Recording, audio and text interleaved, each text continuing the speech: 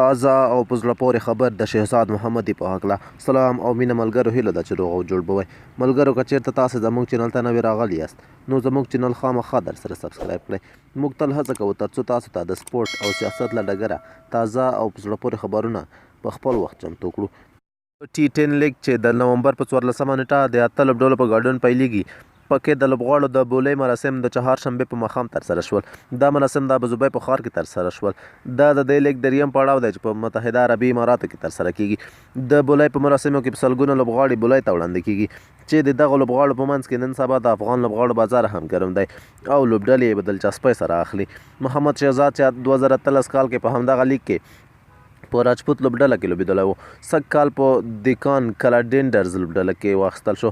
له شهزاد محمدي سره پخوا کې افغان لیګ بریک چاینامین توپ اچوونکی ظاهر خان هم په دیکان لوبډله کې د لوبېدو حق ترلاسه کړ. نجیب الله زادران او حضرت الله زازی د مراټا عربینز لوبډلې لخوا، محمد نبی ساخل او قیس احمد د بنګلا ټایګرز لوبډلې لخوا او شاپور زادران بیا د کرناټاکا ټیکسر لوبډلې لخوا واخیستل شول.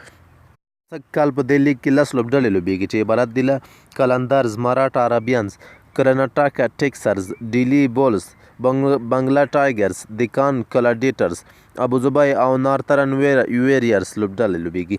تیر کال راجپوت، پښتون، سندي، پنجاب او ځینې نورې لوبډلې لوبېدلې، خو سږ کال یې نومونه بدل شوي دي.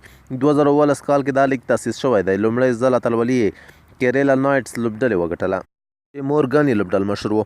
په 2013 کال کې دوهم پړاو نارترن ویریرز لوبډلې اتلولي وګټله چې لوبډل مشر یې ډیرن سمي و او سږ کال یې د دریم پړاو ترسره کیږي.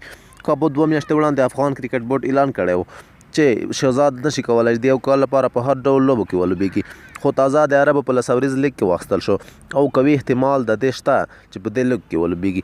کله چې شهزاد محمدي واخیستل شو نو د لیګ د اعلانونکي خبریال یادونه وکړه چې دوهم پړاو کې په 14 توپونو 4 منډې شهزاد ترسره کړې وې. هغه دا ډول ګیم ترسره کړی و لکه په موبایل کې چې یو څوک ګیم ترسره کوي.